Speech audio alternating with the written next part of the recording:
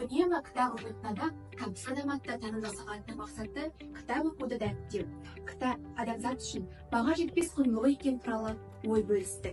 Сынып оқушылары өздері оқыған шығармаларын ұсынып, үнемі оқитын адам табысты адам екенін дәлелдей білді.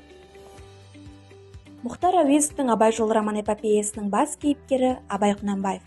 Абайдың азамат, ақын ретінде қалыптасуы мен бүкіл халық тіршілігін, оның ой арманын, мақсат мүддесін, күрес тартысын бәрін түгел шарлап өтеміз. Демек, Абай жолында халықтың тұрмысы, әдет-ғұрпы ғана емес, күллі рухы сайрап білініп тұр. Жалпы кітап оқу ұрпақтан ұрпаққа қалған рухани өсиет. Осы кітапты оқи білу, түсіне білу және осы кітаптан алған әсеріңді өмірлік қажеттеріне жарата білу әрбір адамның білімділігі мен парасаттылығын айқындайтын алғышарттардың бірі. Осы бойынша мен өзім Фенемор Купердің «Могиканның соңғы тұяғы» атты кітабын оқыған едім.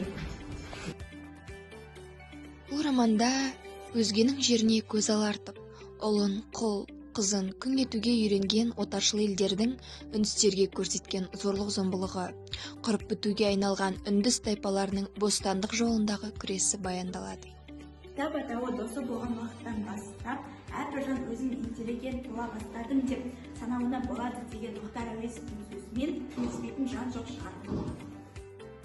Мен оқыған Ілияс Есенберлиннің «Жанталас» романында 17-18 ғасырлардағы Қалмақ хандығының қазақ еліне опасыздық шапқыншылығы, Алакөл маңайында Ордабасы өңірінде болған ұрыстар, Ресей патшалығының қол астына кірген Әбілқайырдың түпкі армандары мен жеке басындағы түңілістері сипатталған.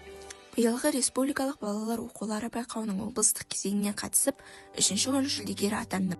Үнемі оқитын адам табысты адам болатынына көз жеткізіп, осы байқаудан өміріме азық болар тәлім-тәрбие үлгі-өнеге алдым.